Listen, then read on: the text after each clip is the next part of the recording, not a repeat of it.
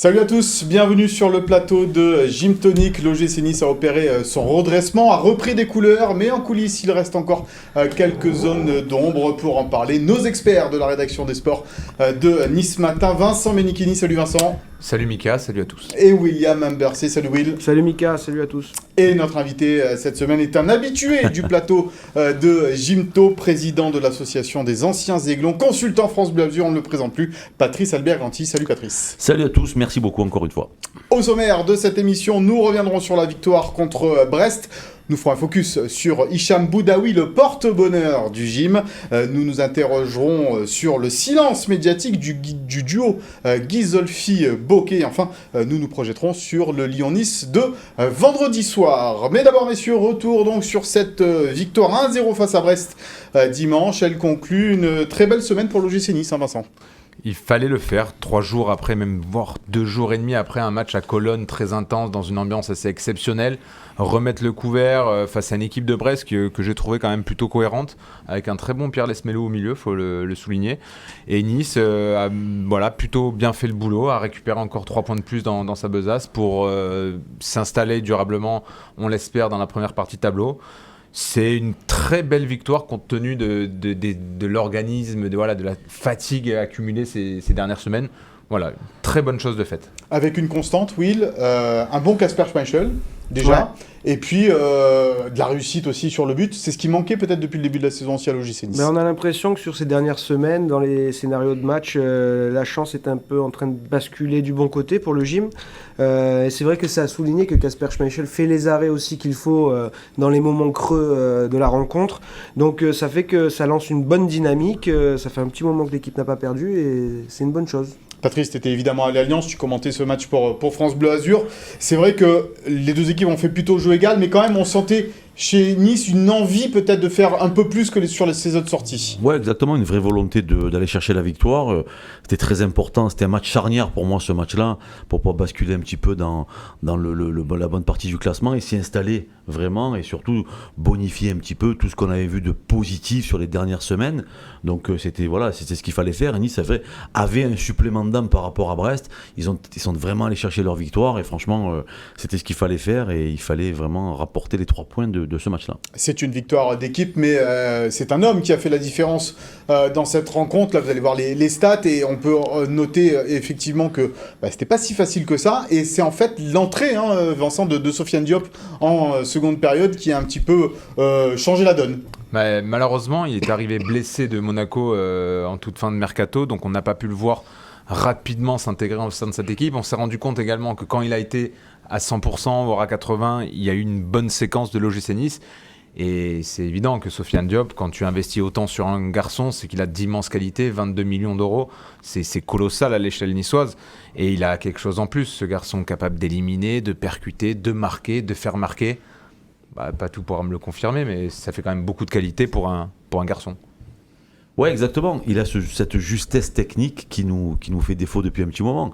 Il est capable d'éliminer son adversaire direct, de faire jouer l'équipe, de trouver des places dans la profondeur, d'être déterminant offensivement. Et c'est ce qui nous manquait. Et c'est vrai que c'était un joueur sur lequel tu vas compter pour le futur. Dans le futur, il est jeune. Il peut s'installer dans le projet de Ineos et il va rajouter ce qui nous manquait un petit peu techniquement, offensivement pour être efficace. Sans vouloir faire offense à Bilal Brahimi, on a vu la différence entre les capacités de ce que peut apporter un Sofiane Diop et les limites d'un Bilal Brahimi encore éteint en première mi-temps. Ils sont complémentaires en fait. Il y a Brahimi qui court beaucoup, qui fatigue un peu le latéral et après Diop qui en profite pour finir le travail. Avec un but chanceux quand même malgré tout, on va voir les stats. Bien travaillé, non, c'est travaillé ça. De Sofiane Diop sur cette rencontre entrée donc en deuxième mi-temps. Un seul tir pour Sofiane Diop dans cette partie, mais quel tir? Un tir dévié par... c'est passe D, non? Par Kasper. Alors, non, la Ligue n'a pas voulu. Par Laborde, non, c'est pas passe D, mais but de Laborde. Ouais. C'est complètement absurde. Parce que c'est une frappe en fait. Alors accorde de but à Diop. Exactement. Sinon, c'est passe D. C'est dur pour le joueur de pas lui avoir de ce but. Oui. Alors, c'est vrai qu'il le dit. Tout, il se laisserait compter dans tous les cas. Très gentiment, il a été très très fair play avec le fait que le ballon aille au fond des filets. Ça, c'était le plus important. Il a raison. Mais après, c'est vrai que quand il fait cette action-là et qu'il frappe, qu'elle est détournée par Laborde, normalement, tu dois attribuer le but au frappeur. Si elle est cadrée. Mais il est cadré. Je suis pas certain. On ne sait pas si elle est cadrée. Le problème, il est là. Ouais. C'est ça. Bah, passe D, alors. Il y a un angle, Alors, passe il y a- D. l'angle de derrière, j'ai l'impression qu'elle part à côté. Mais oui, passe D, parce que sans la frappe, il n'y a pas la déviation de Bien la sûr, board. bien sûr. Ouais. Donc, Et oui. puis pour la board, ça fait du bien Et parce on a que lui, posé il a la question à la ouais. board ou pas? Ouais, la board, il prend. La il board, prend- la mais board, il dit il quoi, dit- la board? Il dit D'abord, qu'il a- il dit que je la prends il la prend de l'oreille, il se tourne un peu Ouais. pour la prendre de l'oreille. D'accord. Enfin, il, Donc c'est il- volontaire. il gruge un peu. Et il a fait un 4e poteau, donc il peut le prendre Ah, celui-là. ça va. Mais en tous les cas, ça lui fait du bien aussi. On parlait de Sofiane Ah Diop, ouais. mais ça lui fait du bien à la board aussi parce qu'il touche encore une fois le poteau Oui. dans ce match. Donc d'avoir un but au compteur, c'est intéressant pour lui. Ah, pour les chiffres, ça compte toujours pour un attaquant. Ça lui fait maintenant 3e but avec l'OGC Nice. Il en avait déjà mis 2 à Rennes en début de saison. Ça lui fait 5 buts à mi-saison. C'est pas des standards énormes, mais c'est quand même mieux qu'il y a quelques semaines. Donc pour un attaquant, ça compte toujours. C'est bon pour la confiance, c'est bon pour les chiffres. Et pour le collectif, cette petite vanne entre Sofiane et Gaëtan Laborde aussi, c'était pas mal. Ouais, parce qu'ils l'ont appelé le passeur décisif, Ouais. Sofiane Diop sur ce coup-là, et Laborde le buteur. Celui qui fait du bien aussi en ce moment à cette équipe de l'OGC Nice, c'est Hicham Boudaoui. Alors pourquoi le porte-bonheur du gym? Parce que tout simplement, déjà quand il est titulaire, Hicham Boudaoui, eh bien l'OGC Nice gagne ses rencontres, et surtout il n'a perdu qu'un seul match cette saison. Quand il était sur la pelouse, Hicham Boudaoui, c'était contre Angers, il est rentré à la 46e minute. On peut pas dire qu'il est en plus pour grand-chose dans cette Bah, Nice était à 10 après Voilà. l'expulsion au bout de 2 secondes de Todibo. de Todibo. Donc c'est vrai que Hicham Boudaoui, on sent que quand il est là, quand il est en pleine forme, c'est un joueur essentiel à l'OGC Nice. Bah, moi, c'est un joueur que j'aime beaucoup parce qu'il donne tellement à ses coéquipiers, compte jamais ses efforts. Il est capable quand même en ce moment de jouer dans ce 4-4-2 un peu hybride de poste. Il joue à la fois ailier, il prend souvent la profondeur. Il revient également souvent en intérieur pour faire le 3e milieu. Il rechigne jamais à la tâche. Il est toujours précieux. Là, en ce moment, il arrive à jouer 90 minutes avec une grosse intensité.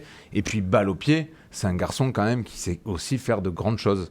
Il n'est pas embêté dans les petits redoublements de place. On voit bien qu'avec Youssef Attal sur les ressorties de balles, c'est aussi très intéressant.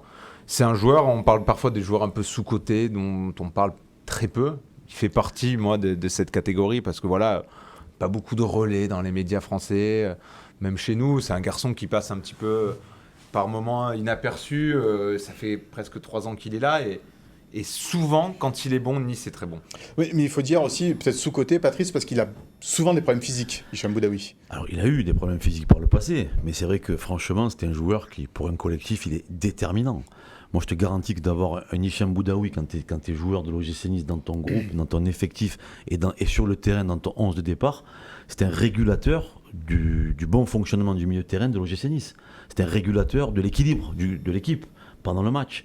C'est un joueur qui fait beaucoup d'efforts. Alors certes, il n'est pas flamboyant, c'est pas lui qui va te faire la différence. Encore que sur Brest, il était capable de frapper 2 fois, enfin de se porter un peu plus haut sur le terrain. Mais pour les efforts, pour le collectif, et un joueur qui se met autant au service du collectif, c'est déterminant dans un groupe et dans un match et dans une équipe. Il faut qu'il enchaîne. Alors, évidemment, il y a la trêve qui arrive peut-être au mauvais moment. On en reparlera tout à l'heure.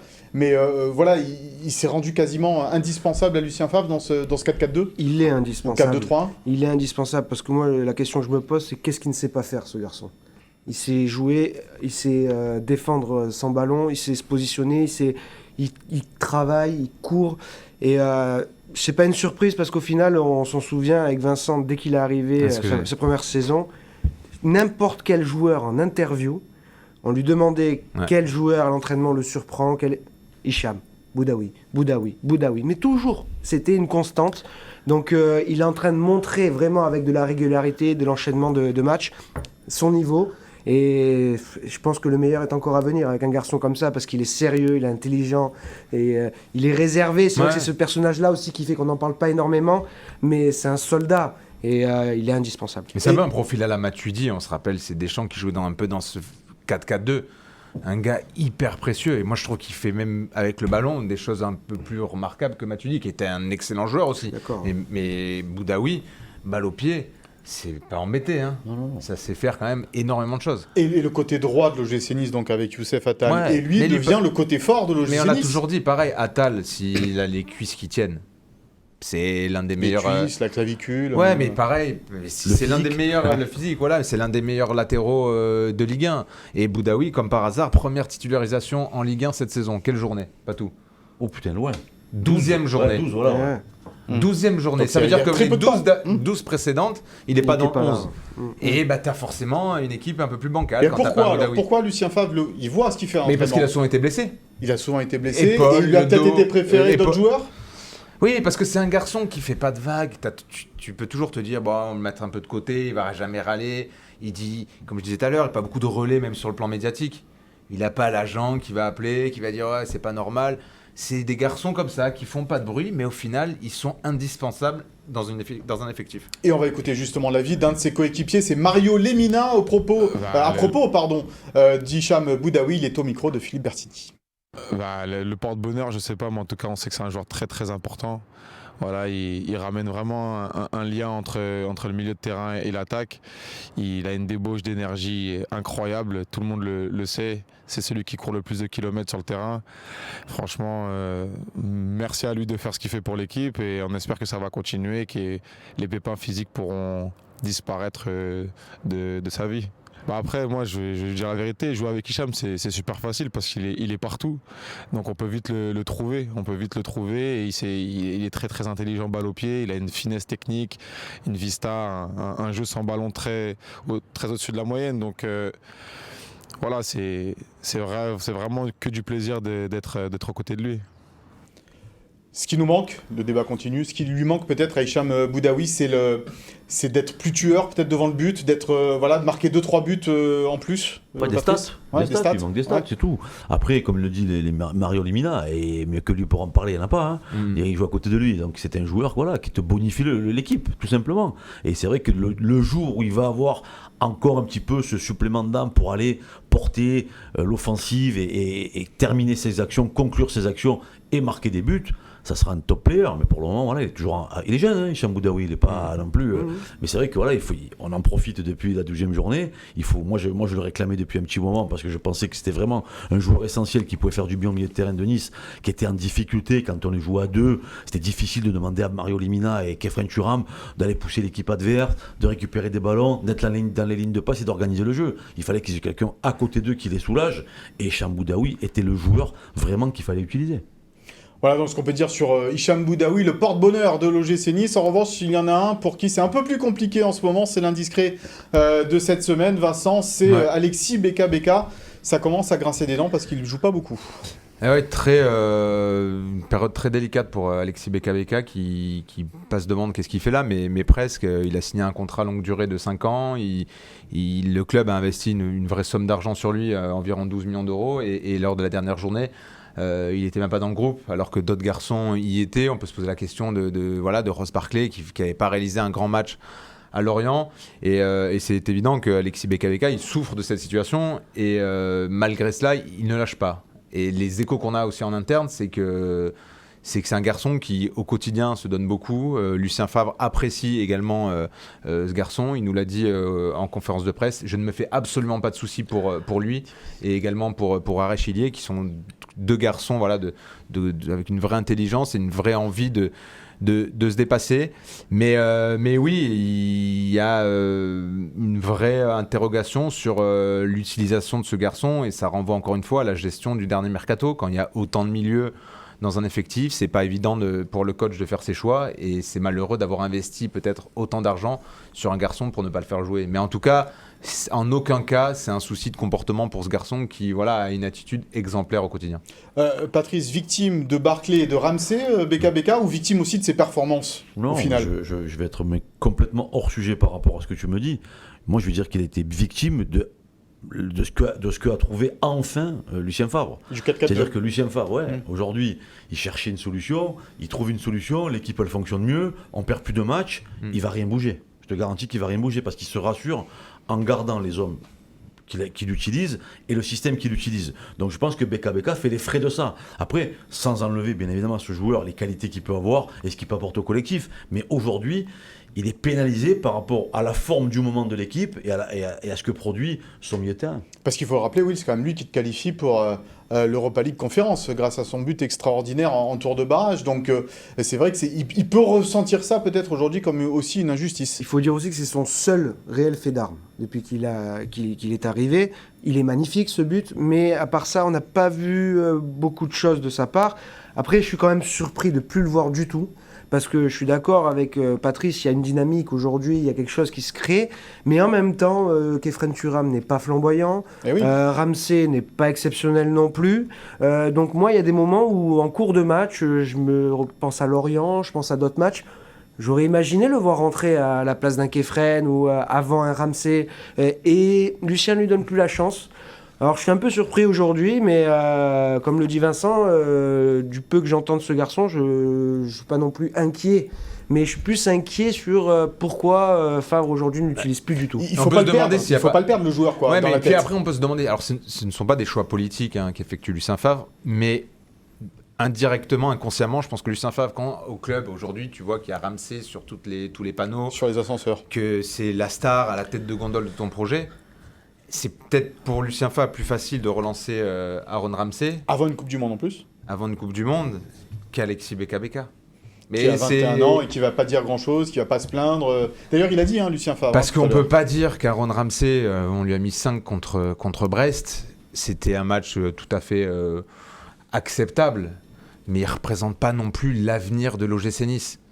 C'est là, en fait, tout le nœud. Alors qu'Alexis Beka, pour toi, Patrice, il peut représenter l'avenir de l'OGC Nice, ce fameux train Ineos. Ouais, il va s'inscrire dans le projet, puisqu'il en fait signer 5 ans. C'est bien pour le garder et pour le faire jouer. Mais je pense qu'encore une fois, même compte tenu du contenu des matchs que nous avons eu jusqu'à maintenant, où Alexis Beka ne signifie plus, il rentre plus, c'est aussi parce que le déroulé du match et le scénario du match demande forcément à Lucien Favre de faire entrer des joueurs qui vont un petit peu garder le score et garder un petit peu l'équilibre de l'équipe. Alexis Beka, sans enlever à ses qualités, quand je l'ai vu rentrer, quand je l'ai vu jouer, il a été quelquefois dangereux pour le collectif, dans ce qu'il fait, dans ce qu'il produit sur le terrain. Donc je pense que Lucien Favre se dit, lui, il est obligé aujourd'hui de garder un petit peu les pieds sur terre, Lucien, et se dire, tant que je garde les scores, c'est le but en fait. Will, si ça continue comme ça, malgré tout, est-ce qu'on peut imaginer, s'il joue pas, qu'il soit prêté au mercato d'hiver, Alexis Beka, ou pas du tout? Moi, je pense Attention, pas. parce qu'il a déjà joué avec Moscou. Ah, c'est vrai. Ouais. C'est vrai, Et donc puis- il pourra pas et faire un puis troisième club surtout dans lui, l'année. Non, puis je Autant pense pour pas- moi, il pourra pas faire troisième Voilà. club dans Non. l'année. Oui, Oui, et c'est puis vrai. je pense pas que ce soit de toute manière dans son idée. Ouais. Comme l'a dit Vincent, il a signé 5 ans, donc c'est un contrat longue durée.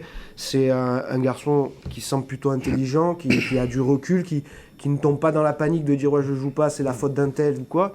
Je pense qu'il travaille, il a envie de jouer, il attendra sa chance. Et quand il aura, il fera tout pour la garder et pour répondre à la chance que lui donnera Favre. Donc il est encore jeune, lui aussi il le sait. Il a joué une saison à l'étranger au Lokomotiv Moscou. Il n'a pas un CV derrière lui extraordinaire.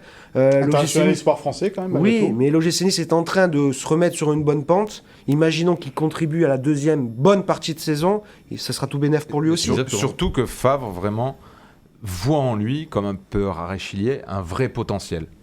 Et Lucien Favre, voilà, il sait faire aussi avec les jeunes. C'était pas une punition de le mettre hors du groupe lors de la réception de Brest. Ça peut aussi parfois piquer le joueur, lui faire prendre conscience de ses petits défauts. Lucien Favre, il lui reproche un petit peu à Alexis Beka d'être un petit peu trop foufou pour le moment, d'être un peu un style de joueur, comme il le dit un peu en off, un peu Leipzig. C'est-à-dire que le Beka, pour l'instant, il fait tout à fond.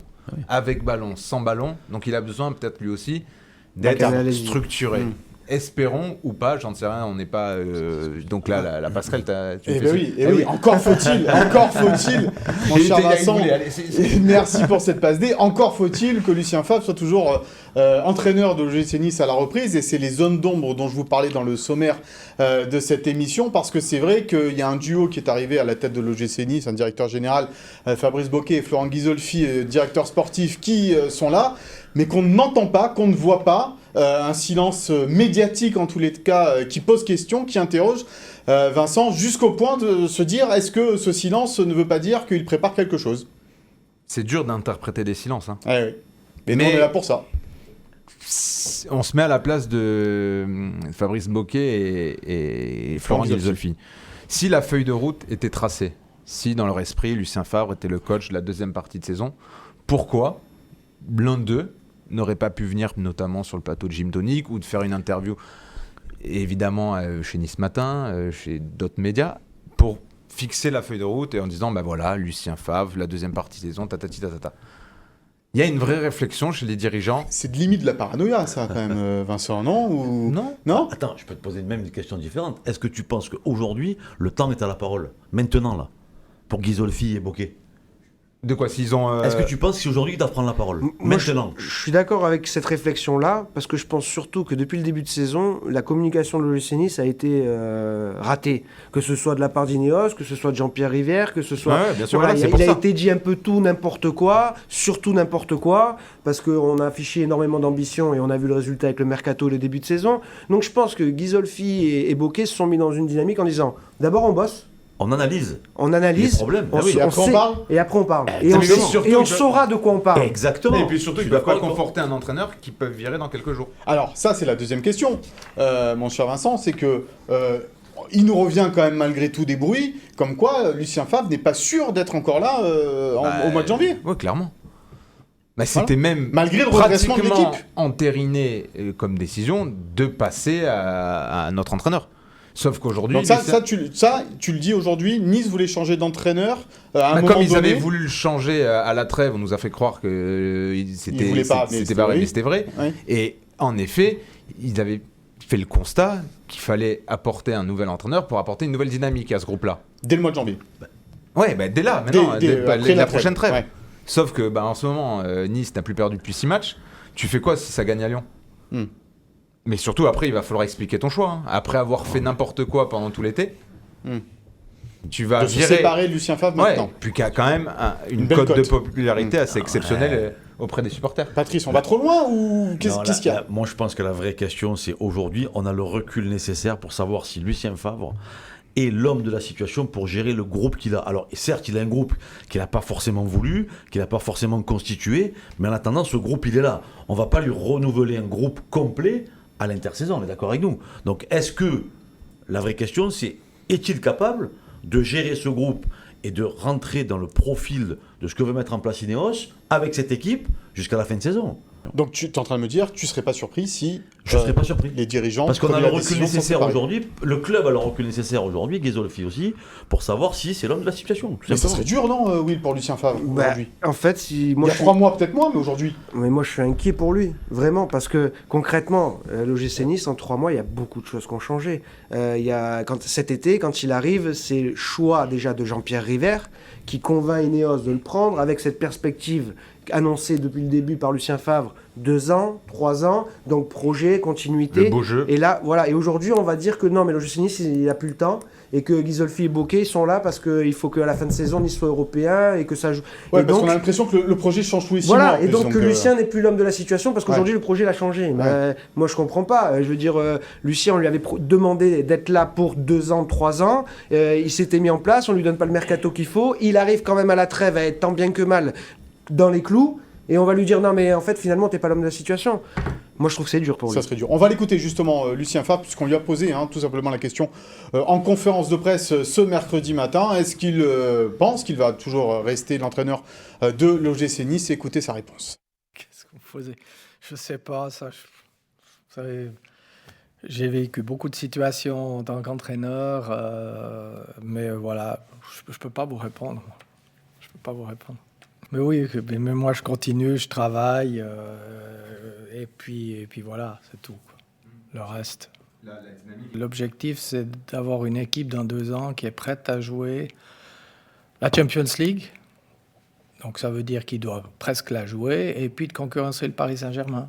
Seulement, voilà, il faut construire une équipe. Et construire une équipe, il faut oui, c'est pas si facile qu'on croit. Voilà, il y a des jeunes, des joueurs expérimentés, des leaders d'équipe, etc. Mais si on donne le temps, ça se fait. Ça se fait. Et moi, j'y crois dur comme fer à ce projet parce que c'est tout à fait réalisable. Il faudra le faire très très bien, tous ensemble, mais c'est un bon projet, quoi. C'est un bon projet, il y croit dur comme fer toujours à ce projet. C'est un message qu'il fait passer à ses dirigeants, là, Lucien Favre, en disant « Je suis toujours l'homme de la situation ». Alors, les conférences de presse actuellement ne sont pas toujours très intéressantes avec Lucien Favre parce qu'il ne dit pas grand-chose. Mais par contre, s'il y a bien quelque chose qui ne bouge pas, c'est ce discours, c'est son projet sur 2 ans, c'est ses convictions. Même quand ça a été compliqué, juste avant la trêve où il a failli sauter, il y croyait encore. L'équipe allait mal et tout, mais il se disait, je sais qu'avec cette équipe-là et avec des retouches, dans 2 ans, on sera là, on l'a annoncé dans le projet. Donc je trouve quand même que c'est beau de la part de Lucien Favre, de rester dans ses convictions et d'être lucide en disant avec son sourire, de dire je sais pas, parce que concrètement, il ne sait pas, on lui parle plus. Bah, il sourit aussi, je pense, parce qu'en fait, il est en train de réussir ses paris, Lucien Favre. Hein. Il est sorti premier de sa poule. Il va certainement laisser, s'il doit partir, Nice dans le top 10. Et bon courage à celui qui va prendre sa suite. Hein, il a su gérer les gardiens. Non, mais. Tant bien que mal. Et même puis, intelligemment. Et puis c'est pour ça qu'il voilà, il sourire en coin. Rappelez-vous quand même le mercato d'été, quoi. Ouais. Et il a jamais craqué en conférence de presse. Publiquement, il ne s'est jamais plaint, effectivement. Et c'est même déroutant, même chez ses proches, on le connaît, Lucien Favre, qui avait tendance à partir un peu dans tous les sens. Il a toujours gardé une forme d'optimisme assez déconcertante. Mais voilà, c'est bon courage à Florent Ghisolfi et Fabrice Bocquet pour prendre cette décision-là, parce que c'est la première qu'ils vont devoir prendre en plus. Et quelle décision! Ça fait 1 mois qu'il est là, Florent Ghisolfi, et il doit aujourd'hui, entre guillemets, couper la tête ou pas de certainement l'entraîneur le plus apprécié, le plus aimé des supporters niçois. Qui a lui en plus une forme de totem d'immunité, parce que quand ça n'allait pas du tout, ça n'a absolument pas tangué. Hein. Là, le prochain qui arrive, si finalement ils prennent le parti de changer, il va falloir qu'il soit solide. Hein. Ouais, passer derrière Lucien Favre qui est aimé du public, ça sera effectivement compliqué. En tous les cas, il a le soutien des cadres de l'OGC Nice, Lucien Favre, et quand on dit cadre, Vincent, c'est plutôt Mario Lemina, Dante, ces joueurs-là, quoi. Ouais, après c'est toujours pareil, les joueurs... Ils sont toujours plus sensibles quand les résultats ne sont pas au rendez-vous. C'est souvent la faute du coach, c'est moins la leur. Mais aujourd'hui, ils aiment bien tout ce qu'ils aimaient peut-être pas il y a quelques semaines chez Lucien Favre. Un entraîneur qui est plutôt sympa, qui est pas trop casse-pied, qui laisse quand même énormément de liberté sur et en dehors du terrain. Donc c'est la vie d'un club, la vie du foot. Et aujourd'hui, je pense que les joueurs se sont eux aussi responsabilisés. Derrière Dante et Lemina, qui ont pris les choses en main, ils se sont dit, voilà, si on veut faire une grande carrière, il faut qu'on ait des bons résultats. Un garçon comme Todibo, il est quand même plus performant en ce moment. Il a fait contre Brest un match digne du garçon et d'un talent comme lui. Voilà, donc... c'est aussi aux joueurs de se responsabiliser par moment. Patrice, tu as fréquenté évidemment un vestiaire pro, tu sais ce que c'est que avoir un entraîneur qui est un petit peu sur la sellette. Est-ce que c'est important d'avoir le soutien justement des cadres d'une équipe quand on est dans ce cas-là? Oui, complètement. C'est déterminant pour la suite de la carrière de cet entraîneur, en fait, de la saison. Est-ce qu'il va rester ou pas? Là, qu'ils prennent la parole en sa faveur, c'est très intelligent et très intéressant. Après, encore une fois, c'est les clés de l'avenir de Lucien Favre. C'est pas forcément les joueurs qui vont l'avoir, c'est le club. Et après, attention, il y a une question à se poser aussi. Est-ce que lui, vraiment, avec cet effectif-là, il veut continuer l'aventure? Oui. Je pense qu'il va vouloir on pense tous que est-ce qu'il va vouloir avoir des retouches qu'on lui certifie, des retouches à l'intersaison, parce que de ce qu'il disait en début de saison et de ce qu'il a pu dire avant les bons résultats, c'est qu'il manquait quand même cruellement de joueurs et de qualité. Donc est-ce qu'il va toucher tout ça? Après, moi, si le club prend la décision de garder Lucien Favre, moi je l'adore, hein. Chaque fois que je parle avec lui, c'est un bonheur. Mais après, voilà, est-ce qu'il est encore l'homme de la situation? On va écouter justement Dante et Mario Lemina au sujet de la situation de Lucien Favre et des bouleversements peut-être à prévoir ou à venir. On va écouter ce qu'ils en pensent. Mais par rapport à l'entraîneur, je pense que maintenant c'est notre meilleur moment avec. Et donc je pense qu'on est très bien à ces moments et avoir un bouleversement en ces moments, je ne sais pas si c'était la meilleure décision à prendre.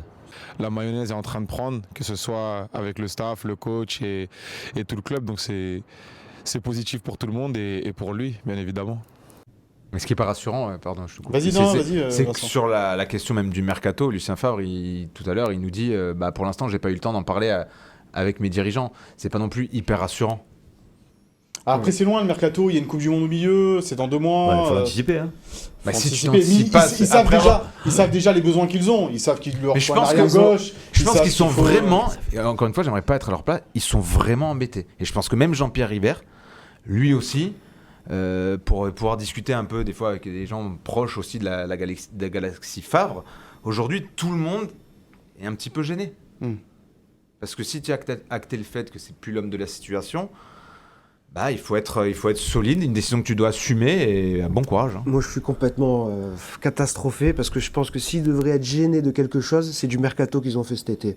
Et certainement pas de Lucien Favre. Parce qu'aujourd'hui, si la mayonnaise prend enfin, c'est peut-être le mérite de Lucien Favre aussi. Donc on va l'enlever et on va dire à quelqu'un d'autre qui va faire mieux avec cet effectif-là, alors que cet effectif-là, il a été fait, il a été empilé. Le problème, c'est qu'on ne sait pas s'ils en ont conscience, ça, les dirigeants niçois, de leur mercato complètement loupé, parce que pour le moment, on les entend guère là-dessus. Hein. Je pense que Ghisolfi, c'est un monsieur voilà. Du foot. Il y est pour rien. Lui, quand il a dû voir la feuille de route, il a fait oula, ouais, d'accord. Non, mais lui, il est pour rien. Ah ouais, mais Sorensen, Yann Moody, Jean-Pierre Ribert qui ont fait ce recrutement, est-ce qu'ils comprennent qu'ils se sont plantés? Oui, mais après, c'est toujours pareil. Ils préfèrent faire porter le chapeau à Lucien Favre. Non, mais surtout que moi, j'ai toujours dit, on a perdu 3 mois dans ce mercato. Donc ces 3 mois que tu as perdu dans ce mercato, tu les retrouves dans la saison, quoi. Ouais. C'est-à-dire que janvier, septembre, octobre, novembre, donc tu commences à être bon là, donc c'est normal. C'est pour ça que je dis que je préférais qu'ils se rattrapent avec un vrai beau mercato d'hiver plutôt que de penser qu'il faut se rattraper en changeant de coach.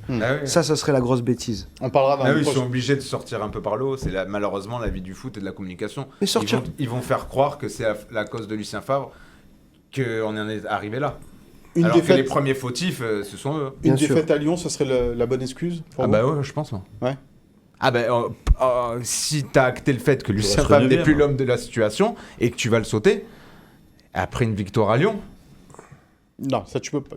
Tu peux pas, j'en sais rien. Si tu décides si t'as acté le fait que c'est plus l'homme de la situation, il faut pas te baser par rapport à une victoire ou une défaite à Lyon. Je me rappelle de Camboiré qui avait été viré de Paris en étant champion d'automne. Ouais, voilà. Ou Kovac de l'AS Monaco en 5e. Faut pas. Alors si tu commences après un résultat après, tu te dis s'il gagne à Lyon, finalement je le saute pas. Mais c'est souvent ça l'histoire du football. Bah ouais. Mais donc ça construit des épopées aussi de cette façon-là. Moi je me mouille. S'il change Lucien, il se trompe complètement. Bon. On verra ça. En tous les cas, tu as peut-être raison. À la sortie en tout cas, c'est mon idée. De cette trêve internationale, et on attend avec impatience les premières prises de parole du duo Ghisolfi-Bocquet, le plateau de Gym Tonic leur est ouvert. Personnellement, franchement, je préfère voir leur fait d'armes plutôt que leurs propos. Oui, mais il faut bien expliquer aux supporters et aux gens qu'est-ce qu'ils veulent faire. S'ils font un bon mercato, ils expliqueront après pourquoi ils font un bon mercato. Moi, je préfère ça. Je préfère ce sens-là. Bon, on verra bien. On passe à Lyon-Nice, messieurs, ce dernier match. Donc avant la trêve, pour essayer de bien figurer, Will, on en parlait tout à l'heure, une victoire validerait ce redressement niçois. Clairement, je pense que avec une victoire à Lyon, on pourra regarder la Coupe du Monde tranquille, passer la trêve tranquille du côté de l'OGC Nice en se disant voilà, bon, on a sauvé les meubles après ce début de saison. Non, mais pas si tranquille que ça, puisque ce qu'on a dit par rapport à tranquille sportivement au niveau des résultats, tu resteras encore dans la course pour le haut de tableau parce que finalement tu ne seras pas si largué que ça. Au maximum, tu seras à 7-8 points de la 5e place. Ce qui est, par rapport au début de saison, pas catastrophique. Donc voilà, s'il gagne à Lyon, puis ce serait une victoire de prestige que d'aller s'imposer à Lyon. Ça confirmerait le bon bilan à l'extérieur. Nice serait dans le top 5 de Ligue 1 des équipes à l'extérieur. Ce serait déjà plutôt pas mal par rapport à ce qu'ils font à domicile. Pour appuyer ton propos, Will, on va regarder le classement de cette Ligue 1 avec l'OGC Nice, donc 9e, juste derrière Lyon. Et donc en cas de victoire, on le voit, messieurs, Nice repasserait devant Lyon. J'ai envie de dire passer devant Lyon, ce serait pas anodin. Pourquoi? Pas voir à Bruno Chéroux. Dédicace à M. Chéroux et son mercato qui faisait rêver soi-disant tous les autres clubs. C'est vrai qu'on en avait parlé également la saison dernière au moment de la venue de joueurs au mercato d'hiver. Ouais. Effectivement. Mais bon, c'est vrai, Patrice, est-ce que ce gym-là a les moyens d'aller gagner face à ce Lyon-là? Alors le capital confiance, on l'a là. Ouais. On est dans une dynamique positive. Sur un dernier match comme ça, en te disant, derrière, c'est la trêve. Voilà, on va tout donner sur le dernier match. On va s'éclater parce que c'est un match où ils doivent s'éclater, les joueurs. Ils doivent se dire, allez, on n'a rien à perdre. Si on perd, on reste 9e. Si on gagne, on passe devant Lyon et on met la pilule à Lyon, on est content. Et derrière, comme le disait Will, on bonifie un petit peu notre bonne série, notre bon moment. Donc franchement, oui, je pense qu'on peut faire un résultat à Lyon sans problème. Et c'est la première fois depuis un moment où tu as eu 5 jours pour préparer ce match, des organismes qui ont eu le temps un petit peu de se reposer, Diop qui monte en puissance, Pépé peut-être qui, pareil, lui s'est bien reposé sur le papier. Mina. Ouais, sur le papier, c'est peut-être la première fois où Lucien Favre va pouvoir aligner le 11, allez, pas qu'il le fait rêver, mais un 11 à ses yeux cohérent. Parce que souvent, il a dû faire aller à gauche, voilà, je vais mettre Brian, je sais qu'il est pas bon, mais je suis obligé d'en mettre un. À droite, Attal est pas là, donc il faut qu'il y en ait un autre qui compte. Lotomba était pas mal sur le côté gauche, je pense qu'il y a des chances qu'il... C'est un super, comme l'a dit Patrice, c'est un super match à jouer. Pour la première fois de la saison, je pense qu'en plus, tu as une confiance nouvelle. Un match devant 50 000 personnes. En prime. T'es en vacances après pendant 2 semaines en prime. Ah, moi, je sens bien le gros match de Nicolas T'as un Pepe. peu plus de garantie aujourd'hui que l'Olympique Lyonnais de Laurent Blanc. Tu viens de perdre. Et c'est face à- plus, entre guillemets, il y a Olympique de plus, Marseille. Lyon a plus à perdre que toi là, sur ce match. Clairement. Puis la concentration, on l'a vu, quand on est sur des matchs importants, gros matchs, avec des grosses équipes en face de nous, la concentration est là, on l'a vu à Paris. On peut À Cologne aussi. Cologne, on peut rentrer avec le point du match nul à Paris sans problème. Et là, on va jouer contre Lyon, à Lyon, dans un super stade, il va y avoir du monde. Ça peut être un match vraiment très intéressant pour Nice. Mais quand tu vois le 11, c'est fini l'époque où on n'arrêtait pas de dire ouais, c'est une jeune équipe, attention à la... Franchement, Schmeichel, Dante Todibo, ça tient la route. Ouais. Lotomba international, Ramsey. Attal, Pépé, Ramsey. Laborde. Ça, Ramsey, Pépé, faudra Laborde. voir, il joue la Coupe du Monde dans 2 jours. Mais ils en ont vu d'autres. Lemina, Laborde, Pépé, Delors. Diop. Delors qui revient. Alors on va en parler justement de Delors après dans la compo T'as une probable, grosse parce qu'il y a, équipe, il y a une bien sûr. incertitude pour Andy Delors. On va écouter Lucien Favre justement à propos de ce déplacement à Lyon. Bien sûr qu'on veut faire un résultat. Pour moi, le plus important, mais bien sûr, le résultat, c'est le plus important. Mais je veux dire, le plus important, c'est qu'on montre quelque chose là-bas. C'est qu'on montre qu'on est une équipe, mais une vraie équipe, qu'on travaille tous ensemble, qu'on ose prendre des risques et qu'on soit capable de défendre tous ensemble.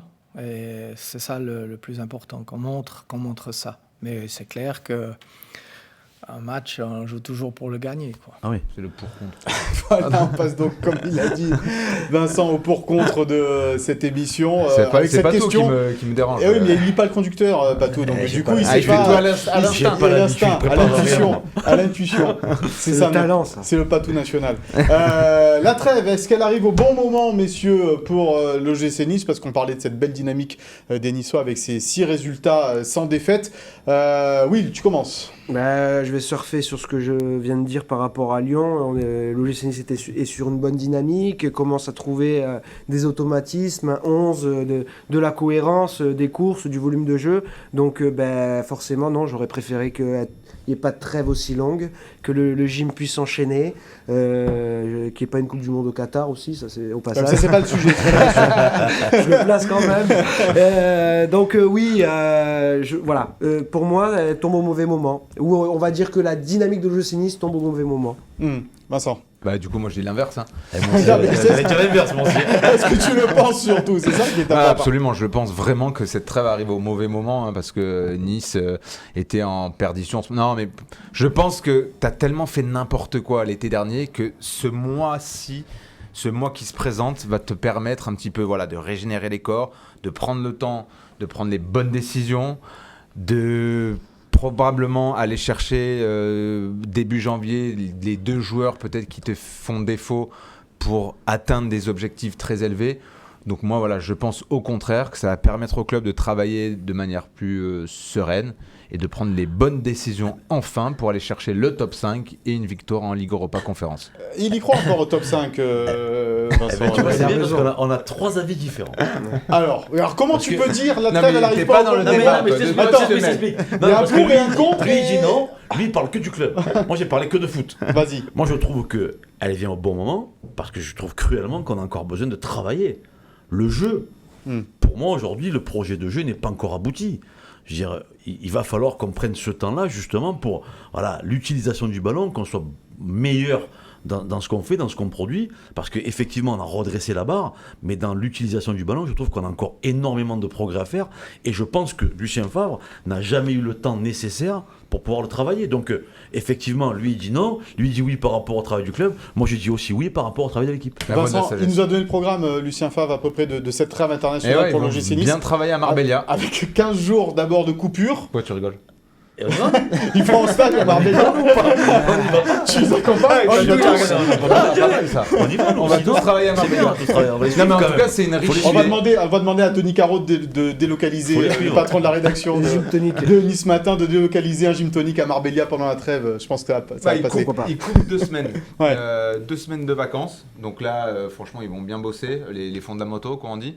Ensuite, il y a une reprise d'une semaine. Avec une semaine où ils doivent s'entretenir un petit peu. Ils vont tous le faire. Sur eux. Après, non, mais maintenant, il faut attention parce que tu passes sur la balance. Ouais. Faut pas être ridicule quand tu reviens sur la balance. Ensuite, une semaine au centre d'entraînement du club. Ils partent une semaine à Marbella. Après, il y aura des matchs amicaux. Un match amical contre l'Atalanta Bergame, un autre contre la Salernitana. Et un autre justement en Espagne durant cette trêve. Plutôt sympa d'aller en stage en décembre à Marbella. C'est un bon programme avec dès la reprise en plus le 28 décembre. Gros programme. Match contre Lens, puis le 1er janvier, déplacement à Rennes. Donc c'est là, il ne faut pas se louper. Il faudra que Will digère les fruits de mer. Pourquoi t'es pas très fruit de mer, toi Non, pas trop. C'est quoi? C'est les huîtres, les moules? Les huîtres, j'en mange quelques-unes, mais la douzaine, elle est trop. C'est trop, mais ouais, ça faudra attaquer bien d'emblée. Ouais. C'est toi qui vas à Rennes je serai sur le pont pour ce Boxing Day inédit. C'est génial ça, le Boxing Day. On kiffe tous, ça, non? Ça va être dur le réveillon. Ouais, faudra pas se mettre trop chiffon, effectivement. Pas tout. Non, moi ça va. En famille, détendu. Bon, en tous les cas, voilà le programme de l'OGC Nice et cette trêve qui arrive ou pas au bon moment. On en saura évidemment plus au moment de la reprise le 28 décembre pour les Aiglons. En tout cas, pour Lucien Favre, je suis pas sûr qu'elle arrive au bon moment, quoi. On verra. Ça, on va pas refaire ce qu'on a redit déjà jusque-là. Non, on refait un thème. C'est parti. Qu'est-ce que t'en penses? Et on va en reparler déjà lundi dans la prochaine émission, dans le dernier Gym Tonic avant la trêve. Donc, non, mais disons que s'il n'y avait pas eu de trêve, il n'y aurait pas eu débat. Pas de débat, pas d'émission. Pas de débat, oui. Pas d'émission, pas... Pas de palais. Et pas de cahier. Pas d'huître. Oui, la compo probable de ce Lyon-Nice, s'il te plaît. Alors, j'ai fait confiance à vos infos, notamment parce que... T'es arrivé à la bourre, c'est pour ça. Je suis en vacances. Voilà. Ah, on dirait pas comme ça. Ah ouais, je suis venu juste pour vous aujourd'hui. Je suis venu juste pour vous soutenir. Donc dans les buts, j'espère que vous le verrez vous à l'écran, c'est Schmeichel. Bon, en même temps, il n'y a pas trop de surprises puisque Boulka s'est fait opérer avec succès lundi. Donc c'est une bonne chose pour lui. On lui souhaite un prompt rétablissement. Donc oui, la défense qui ne devrait pas bouger parce qu'elle a donné plutôt satisfaction avec, comme le disait Vincent, un Lotomba à gauche, un repositionnement qui lui va plutôt bien. Tu sais que tu as un écran aussi si tu regardais la compo. Ouais, c'est meilleur qu'à droite. J'ai plus l'habitude. Donc oui, Atal, Todibo, Dante, Lotomba, je pense que c'est la meilleure défense à 4 possible actuellement. Au milieu de terrain, Lemina Thuram, c'est la paire aussi inamovible. Hicham Boudaoui, l'autre joueur indispensable. Diop qui redémarrait en fait un match depuis sa blessure. Et devant, Pépé Laborde, puisque pour Delors, ça grince encore un petit peu. Petite rechute, hein, Vincent, pour Andy Delors, c'est ce que nous disait tout à l'heure Lucien Favre. Douleur au genou, où il avait mal déjà, donc incertain, voire un peu plus qu'incertain. Andy, je pense que si ça avait été un autre joueur que Delors, déjà il n'aurait pas été dans le groupe contre Brest, parce que je pense que c'est vraiment un dur au mal. Je le voyais un peu à sa démarche, bien strappé, parce que je pense qu'il avait vraiment envie de jouer. Mais voilà, il faut lui conseiller de tranquillement se reposer, revenir en pleine forme fin décembre, et pas tout en aparté me déranger, encore une fois, hein, je précise. Ramsey, donc pas tout. C'est un choix que nous effectuons. On va t'expliquer ce choix. De le mettre sur le banc, parce qu'il y a la Coupe du Monde. Juste derrière. Ah d'accord. Et le garçon un peu fragile. Un peu physiquement un peu compliqué. Mais il vient de voir. Mais il y a des chances qu'il démarre. Parce que moi je suis. Surtout il vient de voir. Tu l'aurais mis toi? Je pense que je l'aurais. En Paris, c'est le pari. C'est le pari. Je dis pas que ça sera Ramsey, mais je suis pas sûr qu'il titularise Thuram. Ouais, mais on s'est dit ça parce qu'on a vu la blessure de Sadio Mané, lui qui manquera à la Coupe du Monde, et quand on connaît l'état physique d'Aaron Ramsey, juste avant une Coupe du Monde, on peut se dire qu'il va peut-être pas prendre de risques. Le garçon, ça va pas être un match où il va y avoir. Ça joue pas physiquement. Sans intensité. Non, avec Laurent Blanc, plus pas du tout. De l'agressivité dans le mauvais sens. On fait le pari. Ramsey. Thuram à manger. Voilà. Non, moi je dis qu'il n'y aura pas Thuram. Titulaire. Je dis pas qu'il y aura forcément Ramsey. Grosse prise de risque alors en plus. Je pense pas qu'il y ait Thuram titulaire. Mais là, si on peut parier une salade devant tout le monde. On parie salade. Je pense que tu es très salade. On parie la salade. Ramsey va rester assis sagement sur le banc. Pas forcément Ramsey, mais Thuram pas titulaire. Bon, on verra ça en tous les cas, la compo. Allez, la douzaine d'huîtres pour le mois de décembre. De Lucien Favre pour ce Lyon-Nice, dernier match donc avant la trêve. On passe au Souviens-toi et on va vous parler d'un Lyon-Nice de sinistre mémoire pour les Niçois. C'était en septembre 2014. Jean-Charles Cailleux, quoi. Avec Jean-Charles Cailleux comme arbitre. L'horrible Cailleux. Là, ça a été très dur pour l'OGC Nice. Défaite 3-2. Vincent, sur ce match-là, et la presse l'avait d'ailleurs fait remarquer. La une de l'équipe du lendemain, Nice volait à Lyon, c'était mieux qu'une victoire, quoi. C'était la consécration, parce qu'à l'époque, en 2008, il faut dire que le club n'existait pas vraiment à l'échelle du football français. Hein. C'était l'époque où Juninho, il mettait le coup franc à 50 mètres, il tirait lucarne de Letizy. D'ailleurs, sur ce match-là, il en met un magnifique. Et Nice, Ce matin était plus sobre qu'un injustice. Bon. Ouais. Plus et sobre. on voit donc, on voit, je me rappelle très bien de cet arbitre Jean-Charles Cailleux qui avait fait à peu près tout ce qu'il ne faut pas faire. Hein, Alors on va voir les images évidemment de ce qui s'était déroulé. Mais c'était une période aussi dans le cœur des années 2000-2010 où Gérald de Cid, ouais, on connaît. exactement. David Elbuck, Lionel Letizy. Où l'Olympique Lyonnais gérait un petit peu vraiment le football français, quoi. En gros, faisait la pluie le beau temps sur l'arbitrage. Et quand on voit, sur un peu tout, et à l'époque, heureusement qu'il n'y avait pas les réseaux sociaux, parce que ce match-là en 2022, mais l'arbitre, il est foutu, quoi, parce que toutes ces décisions, elles sont catastrophiques. Alors, on va aller commenter évidemment ces décisions. Magnifique. On va d'abord revoir le grand Habib Bamogo lancé en profondeur par David Elbuck, qui bat Hugo Lloris dès l'entame de match. Ensuite, Loïc Rémy transféré l'été d'avant par Lyon à l'OGC Nice 2-0. Tu mènes 2-0 juste avant Magnifique. la pause. Tu te fais rejoindre, on va voir ça déjà sur une première décision litigieuse de Jean-Charles Cailleux. Là, on voit le but de Loïc Rémy. C'était la grosse équipe de Lyon à l'époque. Ouais. Hein, Lloris dans les buts, Benzema en pointe avec Piquon. Regarde la première faute. Hein. Et donc là, la faute de Cyril Roll, il y a quasiment, il n'y a pas du tout faute même. Qui lui dit un petit mot doux à Cailleux d'ailleurs. Voilà, si là il y a faute. Voilà, donc derrière, le magnifique coup franc oui, c'est un penalty avec de Juninho, et pour lui c'était un penalty. Donc juste avant la avec mi-temps. Lionel Letizy dans la cage. Et là, le scandale. Piquon, qui fait pas du tout action de jeu. Hein. Non. Ben si, bien sûr qu'il fait action de jeu Regardez. sur ce coup franc. Et évidemment, le but va être accordé une nouvelle fois à l'Olympique Lyonnais et à Juninho, alors que Piquon Et alors que Cailleux se fait insulter logiquement. Hein. Et Frédéric Hackett, qui était également l'arbitre assistant de cette rencontre. Ce qui avait valu une bordée d'injures de la part des supporters niçois à l'époque de cette rencontre. Donc là, on voit effectivement pas tout. Là, il fait action de jeu, Frédéric Piquon. Et là, main le de Vincent bonbon. Ognon, le penalty en fin de match.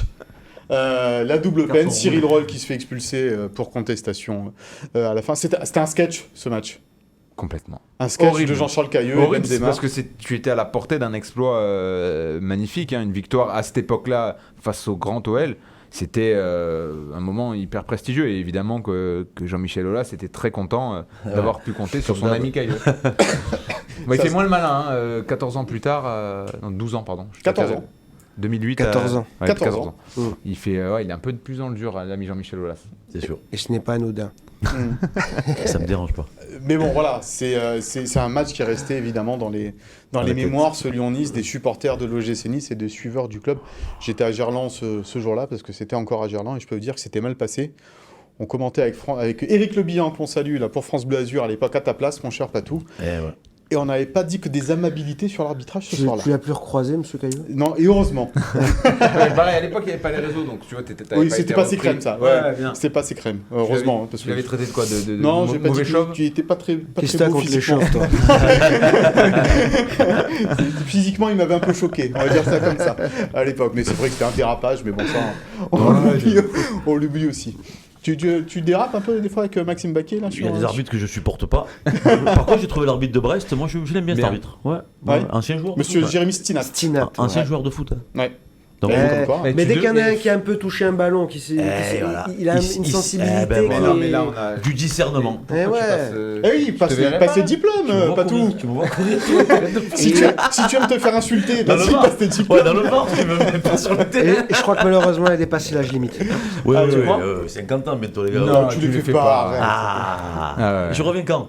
Quand tu veux. Quand tu veux, la chaise est là ton nom. Après, je vous invite à manger. C'est ça? C'est On l'idée. va sticker ta chaise, Patrice.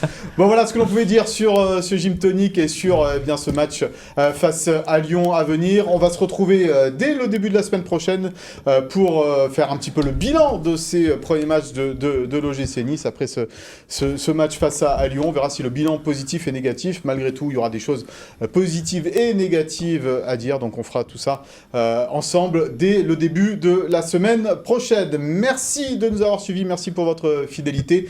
Merci à Philippe Bertini, Sophie Donce Poncé et Chloé Voirgard à la préparation et à la réalisation de cette émission. On se retrouve donc début de semaine prochaine. Bonne fin de semaine à tous.